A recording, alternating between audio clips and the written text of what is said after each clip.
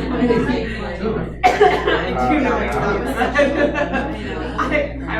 that. All right, guys. Making it me personality.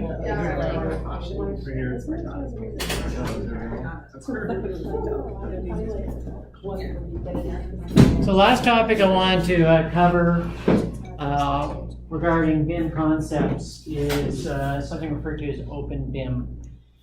One of the things that makes the concept of building information modeling as a process successful is the ability for programs to communicate with each other. And in order to do that, some ground rules had to be laid out, and that's what OpenBIM refers to.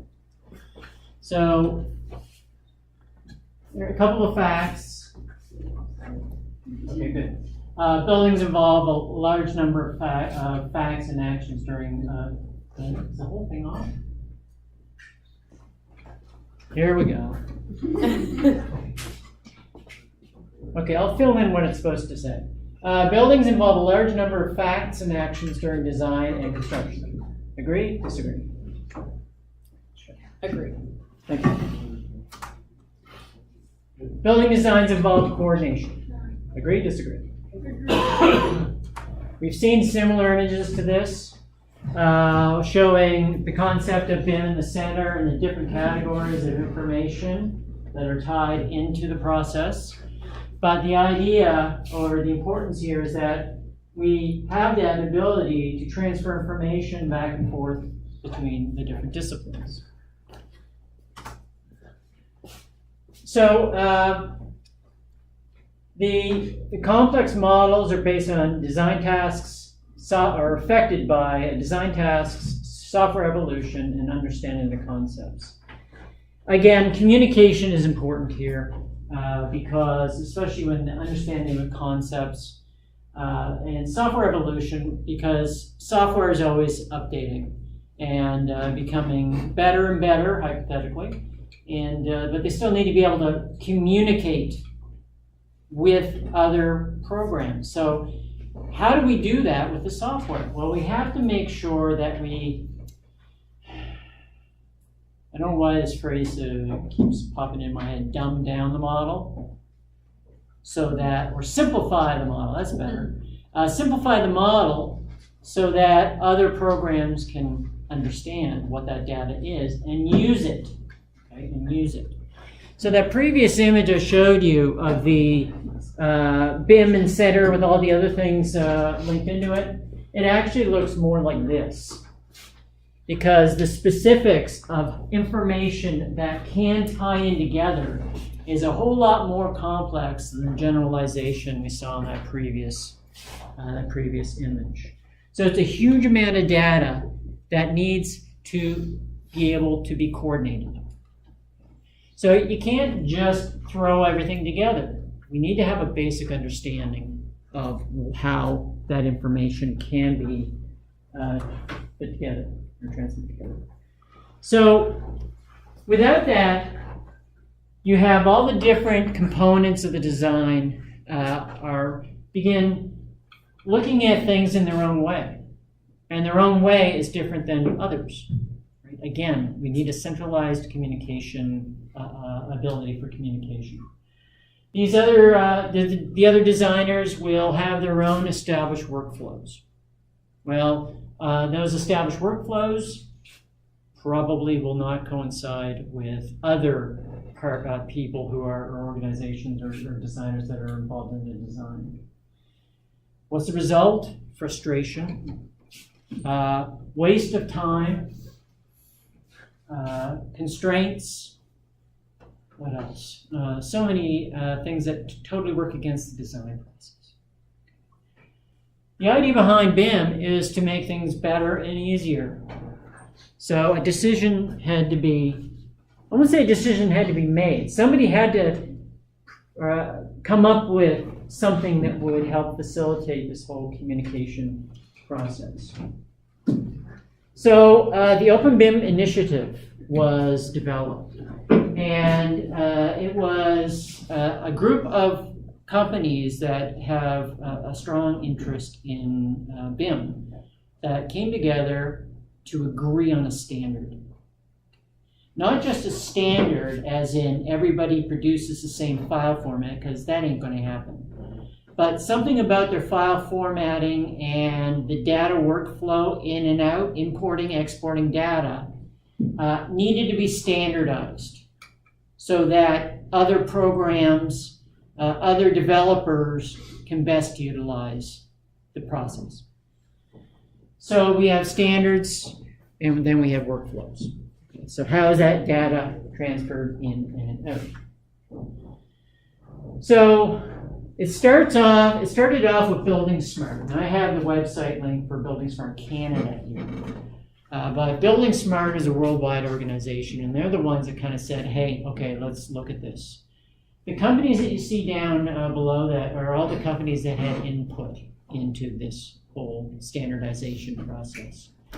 Some you may recognize, such as Autodesk. Some of them maybe not. You've got Trimble, Tekla. Is anybody familiar with Tekla? It's a structural design 3D modeling program that is now quite well developed to work with Revit. But even then, the process of working with Revit, Autodesk, and Tekla involves exporting and importing. But you can do that because of the standards and the workflow process or procedures that the OpenBIM concept or initiative established. So, the concept supports transparent open workflow which allows project members to participate regardless of the software tools they use. How many times have you heard of software developers that totally insulate, keep secret their own software development, preventing anybody else to be able to use it? I had a couple slides that I took off, but now that I read this out loud, I think I wish I'd left them in. One was a picture of VHS tape, right? I think everybody, I don't know, assuming everybody's familiar with what a VHS tape looks like. But then I also had a picture of what's called a Betamax tape. Hmm? Yeah. Now, Betamax and VHS were out there roughly at the same time.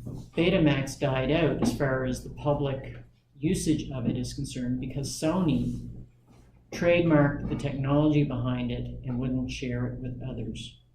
So VHS, developed by JVC, I think, in Japan, they were more open with the technology, allowing other companies to create the players and so on and so forth.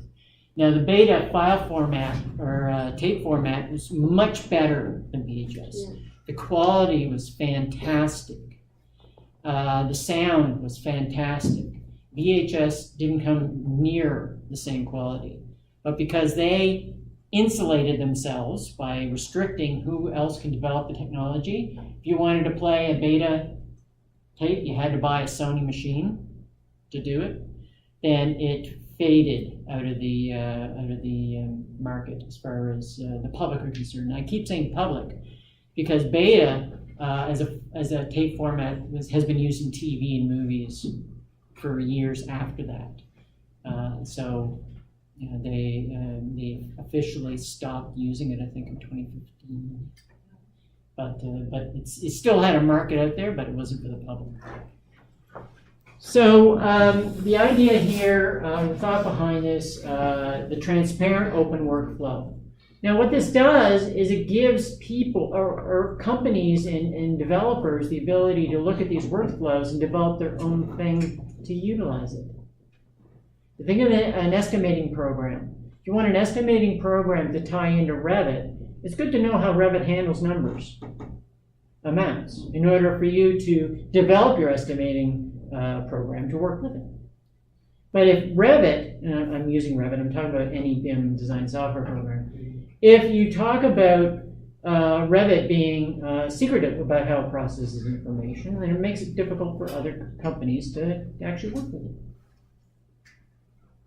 creates a common language for widely referenced processes.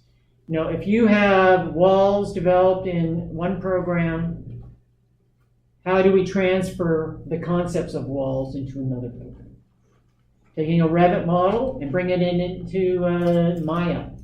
Actually, that's a bad example, same company, but still, let's pretend Maya is produced by a different company. So how does Maya rendering program understand the walls and the materials? Well, there's a workflow in the transition. Stable and consistent project data for use throughout the asset lifecycle, should be one hyphen, avoiding multiple input in the same data and consequential errors. Can you imagine what would happen if Revit decided that in the 2020 version of Revit that they're changing everything? How Revit processes all that data, everything it produces, stored and manipulated and processed in a totally different fashion than before. All these companies that now work with Revit would be out of luck. They would have to try to stay on the mark to try to change their own software to match whatever the change is. But with this OpenBIM initiative, if a company commits to it, they're not going to go overboard with changes if they can avoid it, because they want to maintain that connection with other sources of data programs. And it allows the small and large software vendors to participate and compete on system-independent solutions. I referenced estimating. There's also there's so many other specification generating software. So many different opportunities. Even down to, again, always using Revit as an example, Revit in itself has a plug-in or add-in library. So you can go in, you can access the command, it goes to the website, and you can either just download the free ones to use in Revit, or you can purchase some of the other ones, and you wouldn't be able to do that if they didn't have the stability of OpenBIM and the ability to be able to program based on that data and know that it's going to be consistent.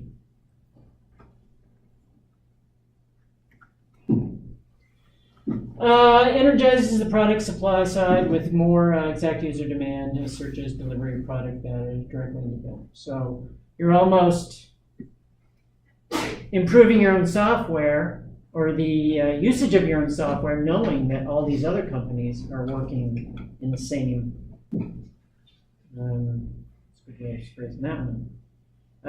all these other companies are supporting it, providing more versatility for the software program you're using. If that makes sense. So how's it done? 5 categories of information. One is the Industry Foundation Classes, also known as IFC, the framework for dictionaries of IFD, Information Delivery Manual, Model View Definition, BIM Collaboration Format. So number 1 is the IFC, which is basically the operating system that transports the information and data. I just think of that more as the language, or I guess the transfer is that you take your data that you have, and how is that going to be transported or transferred into the means that can be then imported into another program and back again. Okay, so it's going to be going back and forth. This is not necessarily real time. We're talking about the ability to take a model and maybe export it so that something else can import it. And that's sometimes the way it's done. If you think of Tekla, you export in Revit the model, it imports it into Tekla, you do your structural stuff, then you take the structural stuff, export it, and import it back into Revit so you can see where the columns and the beams and so on are located. Common language. So when you are developing programs or you are transferring data from one program into another, make sure all the terminology is the same. So they established a dictionary of terminology related to BIM as a concept. And so programs like Revit name things the same way TechLove would, or in a fashion TechLove understands, and back again. So it's a document, if you will. Terms, vocabulary, attributes for things. Information delivery manual. So the mapping. Okay, we talk about taking data and bringing it in using IFC and then bringing it into another program. Exactly what process is used to go from point A to point B, from point B to point C, and back again. And then the model view definition. The apps that run on the IFC translates the processes into technical requirements. I think that's almost a bit of a continuation of the information delivery manual, or a more in-depth process. An electronic MVD so that software vendors can support any number. Yeah, I think that's more of a continuation of the information delivery manual. Don't know if I can give you a good example. The BIM collaboration format. Issue tracking and a fully managed cycle. So the fact that information is related to other information within a model, well, if you're bringing that data into another program or app or whatever, the information would be tracked in a similar, if not same way. So that when the data comes back, it's all the same. All of this works together to make sure that the communication is there so that you're not duplicating work. If you had two okay, let's talk about AutoCAD. You have an architectural firm working on AutoCAD drawings. Well, then they would have to copy the drawings and send it to the structural engineer or the HVAC engineers or whatever in order to do their work. Now, they're not duplicating any work necessarily, but in bringing that data back into, the architectural firm, there may be additional work that's being done that doesn't need to be done because when you're doing the work flowing through the method we've been talking about, OpenBIM, then that work isn't duplicated because one of the parties can make the changes and the other parties will automatically see those changes. So there you end up with, and that was more of the cloud-based example, but the changes will be done once rather than several times.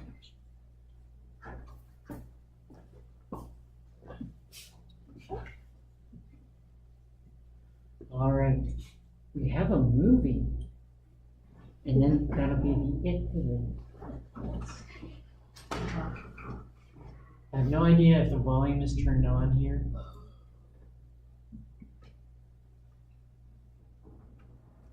And I'm thinking it isn't. Which is going to make this a really sucky movie.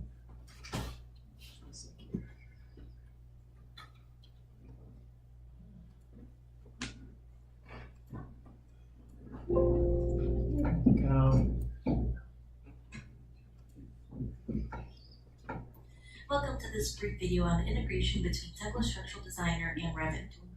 In this video, think about what I talked about. How data is transferred back and forth while managing changes and updating information. You can begin the process with either program. For this example, the model was started in Tekla Structural Designer.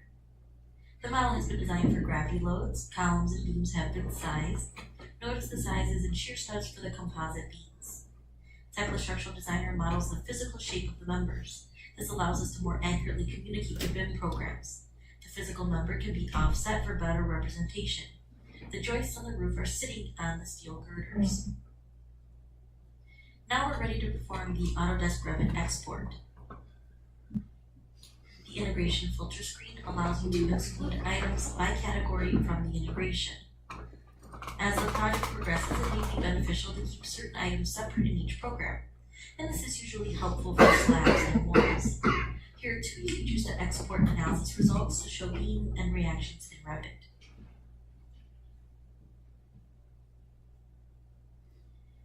An integration file will be created.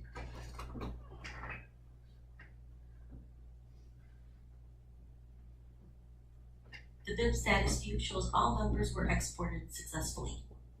Now we can open up Revit. The integrator for Structural Designer is an add-on to Revit that can be downloaded from our website. Add-on. This is a free link and does not require Right. technical structural designer They to can only install do it on because their they know computer. how the software. Designating a first handles time the or data. update model import export will maintain member designations to make it easy to manage changes upon model merges. Import the appropriate CXL or integration file. Here too, you'll have the choice to include or exclude members by categories. The mapping screen controls the communication on the section sizes between the two programs. It allows you to map the Tekla Structural Designer sections to your unique Revit families. The mapped sections will be saved in a custom mapping file. These can be placed on your server and shared within the office. That way, only one person needs to set up the mapping files. Sections will be automatically flagged that are unrecognized. You can review and modify these as needed.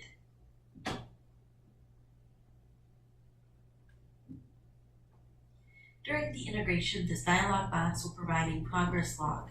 Once done, the results will display information on members created, modified, deleted, and any warnings or errors listed below.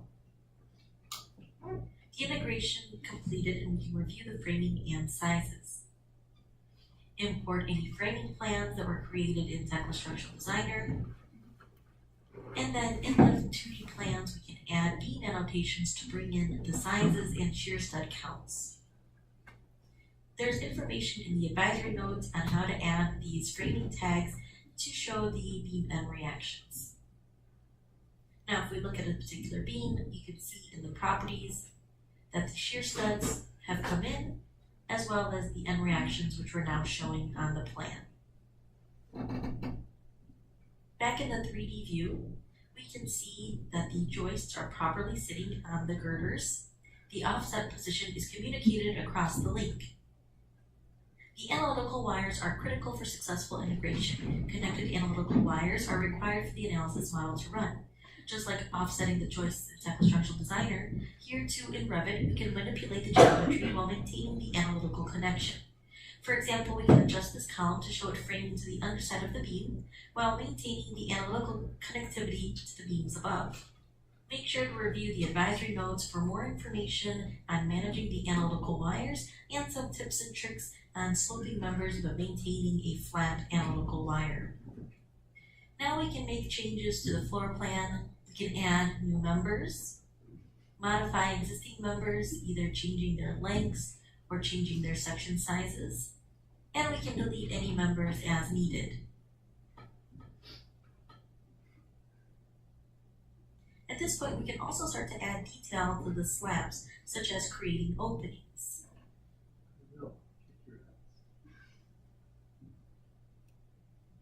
We can now send this back to Tekla Structural Designer as a model export to update the existing.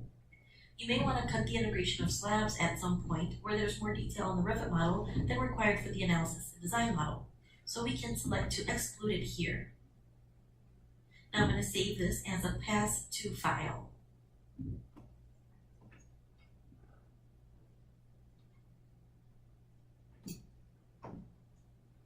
Now back in Tekla Structural Designer, we can import that pass-to Revit file.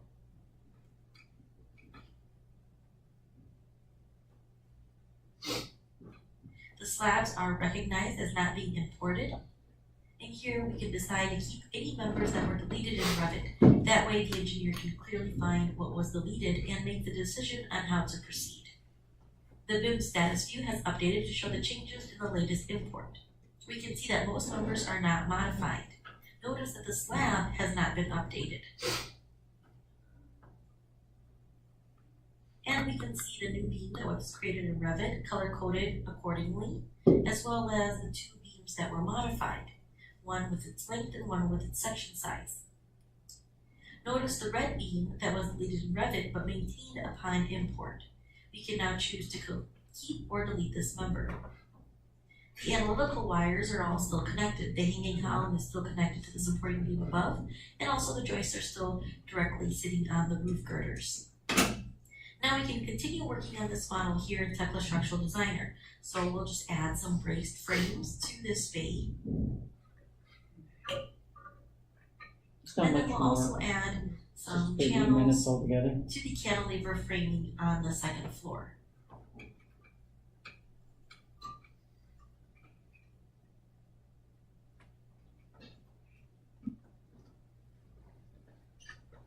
And we'll send this back to Revit a third and final time.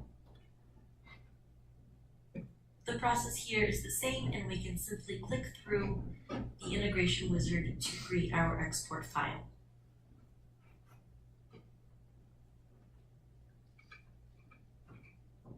Now back in Revit, we can bring in the final import file. We'll run through the defaults to complete the integration.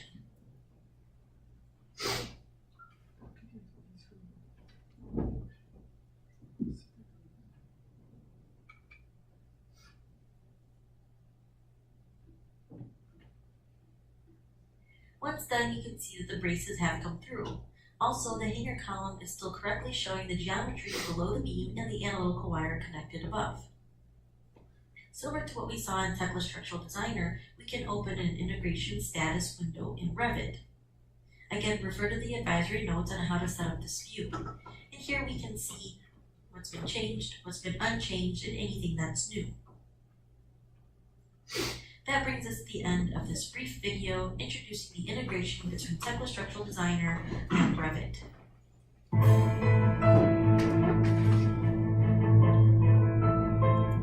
So you don't really need to have an understanding of the structural side of it to see how the transfer of data back and forth is quite useful in this. In the past, the structural information in the Revit model would have to be verbally communicated to the structural engineer, who would then make decisions as to what needs to be deleted, and that information would be have to send back to the architectural whoever's generating the Revit model. They would have to change it on their end, and then they would make requests. Like you saw, they deleted some beams and whatever, and it would be back and forth, but there'd be a lot of duplication there. Whereas here, you get the data immediately. You see when it's imported exactly where all the members are. You can see the conflicts, the clash detection, which shows where certain pieces of structure overlap other pieces of structure or HVAC components, so that the designs can be modified before you actually start construction. This was more of a commercial for Tekla, but it's I just wanted to show what that's like. I haven't even shown this video to the AETs because they had to figure out their structure and then put in their model piece by piece by piece, all the open steel joists and the beams and the columns. Whereas if they had some training using this software, it probably would have been a little bit smoother, because this software is dedicated to the task. So anyway, that's a brief overview of OpenBIM. Does anybody have any questions or thoughts or comments? Or you're just hungry and you want to grab some lunch? I understand. There is one reading and one short assignment on bright space. It's 3 questions. Only 3 questions. Okay. I'll make the due date a week from now, but it literally will not take all that long, I do not think. Okay. Don't forget your surveys are due, I say Thursday of next week? Thursday of next week. All right? And that's it. Then we're done all the theory, et cetera, et cetera, et cetera. All right. All right. Thanks, guys.